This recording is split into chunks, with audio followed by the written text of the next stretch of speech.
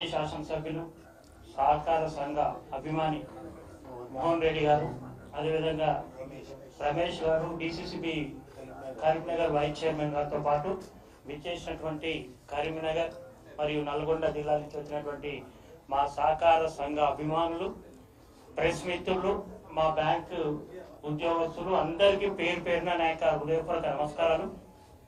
నేను మొదలు పరిచయం చేసుకోవాలా. నేను నల్గొండ డిసిసిబి చైర్మన్ గా ఉన్నాను. అదేవిధంగా ప్రస్తుతము టెస్కాప్ వైస్ చైర్మన్ గా కూడా మా రవీంద్ర గారి నాయకత్వంలో పనిచేస్తున్నాను. నా గురించి 2 నిమిషాలు చెప్పాలి కాబట్టి, నేను 1987లో ఈ single window system NT Rama Rao garu ప్రవేశపెట్టిన సందర్భంగా 1987 నుంచి ఈ రోజు వరకు కూడా యాదాద్రి జిల్లా మంగపల్లి ప్రాథమిక సహకార సంఘం చైర్మన్ గా గత 46 సంవత్సరాలుగా 6 పర్యాయాలు కొనసాగుతుంది. అదేవిధంగా మొన్న 21లో గౌరవ ఆనాటి ముఖ్యమంత్రి వర్యులు కల్వకుంట్ల చంద్రశేఖరరావు గారు, అదేవిధంగా మా జిల్లా మంత్రివర్యులు ఆనాటి మంత్రివర్యులు జగదీశ్వర్ రెడ్డి గారు, నిరంజన్ రెడ్డి గారి వారి సహకారంతో నల్గొండ డిసిసిబి చైర్మన్ గా, అదేవిధంగా మరి రాష్ట్ర సహకార సంఘం వైస్ చైర్మన్ గా కూడా వారు అవకాశం కల్పించారు.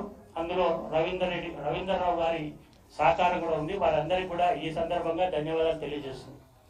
ముఖ్యంగా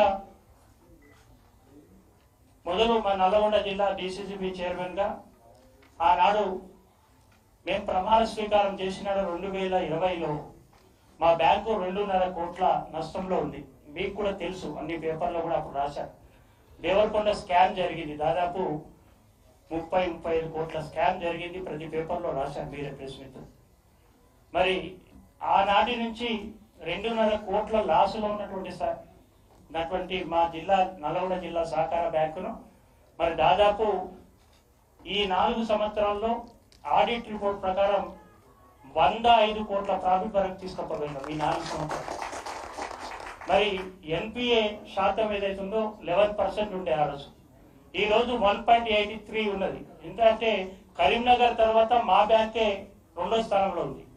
ఆ స్థాయి నుంచి ఈ స్థాయికి తీసుకురావడం మరి ముఖ్యంగా ఆనాడు ఉన్నటువంటి ప్రభుత్వం ఉన్నటువంటి ఆనాడు ముఖ్యమంత్రి గారి గైడ్ లైన్ అనుకోండి, వారు ఇచ్చినటువంటి సహకారం, ఆనాడు ఉన్నటువంటి సహకార మంత్రులు ఇచ్చిన సహకారం, ముఖ్యంగా మా చైర్మన్ గారు ఎన్నో విధాలుగా మాకు గైడ్ చేసి ఒక నీతి నిజాయితీతో నివాదితో పనిచేయాలా, సహకార రంగం అంటేనే ఆ విధంగా పనిచేస్తేనే అక్కడ చైర్మన్ కానీ ఎండి కానీ ఉంటేనే ఈ సంఘాలు నిలబడతాయి అనేటువంటి ఉద్దేశం ఏదైతే మాకు గైడ్ చేశారో మా రవీంద్రరావు గారు, మరి వారి నుంచి చాలా నేర్చుకున్నాం.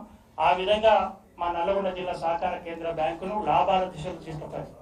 ఇక టెస్కాప్ గురించి కూడా ఎంత చెప్పినా తక్కువే. నిజంగా కూడా ఈరోజు టెస్కాప్ చైర్మన్ కావాలి, వారికి ఉన్నటువంటి అనుభవం కావచ్చు, నిజాయితీ కావచ్చు, నిబద్ధత కావచ్చు, అసలు నిజంగా కూడా మరి వారు ఎప్పుడు కూడా ప్రెస్లో కానీ ఇంకోగా చెప్పుకోరు.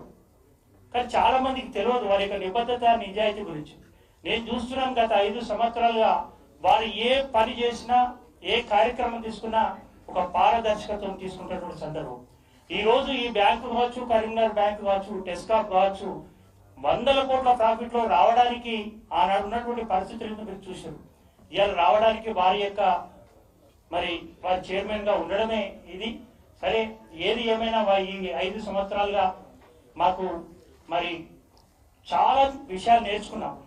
ఈ సహకార రంగంలో మరి అనేక విషయాలు ఉంటాయి, మీకు అందరికి తెలుసు. ఈ విషయాలన్నీ కూడా వారి దగ్గర నేర్చుకోవడం మా అదృష్టంగా భావిస్తున్నాం.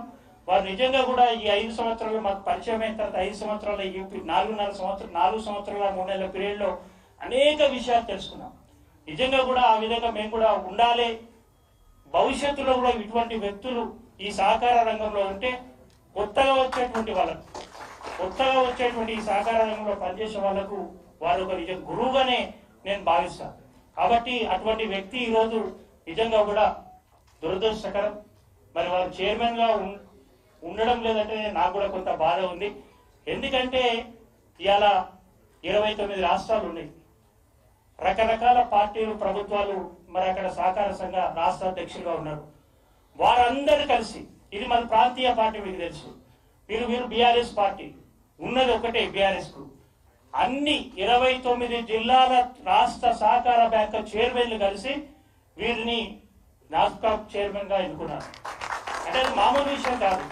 ఎందుకంటే దేశ సహకార సంఘాల అధ్యక్షులందరూ కలిసి వీరు దేశ సహకార సంఘ అధ్యక్షులుగా నాస్కాప్ చైర్మన్ గా ఎన్నుకున్నారంటే వారి యొక్క అనుభవం, నిజాయితీ, నిబద్ధతనే ఈ రోజు మనకు అవపడుతున్నది. దీనికి సజీవ సాక్ష్యం. ఇంతకంటే ఈ రోజు వారు నాస్కాప్ చైర్మన్ గా ఉండడం వల్ల ఇలా మాకు అనేక విషయాల్లో మేము రిజర్వ్ బ్యాంక్ ఆఫ్ ఇండియాకు కానీ తర్వాత సహకార రంగంలో ఇంకో శాఖ దగ్గరికి పోవాలన్నా కానీ వారి ద్వారా మేము చేసుకునేది డిసిసిబిలో కానీ ఈ రోజు తెలంగాణ రాష్ట్రానికి ఎంతో మందిని మేము ఢిల్లీలో కాన్ఫరెన్స్లలో వాళ్ళని కల్పించారు మాకు. అంటే ఆ విధంగా మేము ఈ డిసిసిబిలని తెలంగాణ రాష్ట్రంలో ఆ విధంగా అభివృద్ధి చేసుకున్నాం. దానికి మా గౌరవ మాజీ ముఖ్యమంత్రి వర్యులు కేసీఆర్ గారు మాకు ఇచ్చిన ఆలోచన విధానాలు మీకు అందరికీ తెలుసు. కేసీఆర్ గారికి రైతులంటే అమితమైనటువంటి ప్రేమ. వారు ఎప్పుడు కూడా రైతుల గురించి ఆలోచిస్తారు. మమ్మల్ని అందరినీ కూడా డిసిసిబి చైర్మన్ అయిన తర్వాత మమ్మల్ని 4 గంటలు సార్ రాష్ట్ర చైర్మన్ గా నేను వైస్ చైర్మన్ అయిన రోజు మంత్రులందరినీ 4 మంత్రులను కూర్చున్నబెట్టి మాకు 3.5 గంటలు క్లాస్ చెప్పాను. మీరు ఈ విధంగా సహకార సంఘాల్లో బాగా పనిచేయండి, నిజాయితీతో పనిచేయండి అని చెప్పి మమ్మల్ని ఆ రోజు 3.5 గంటలు కూర్చున్నబెట్టి మాకు క్లాస్ ఇచ్చారు. వారిచ్చిన ఆదేశాల ప్రకారమే ఈ అన్ని జిల్లా బ్యాంకులు కూడా ఈ రోజు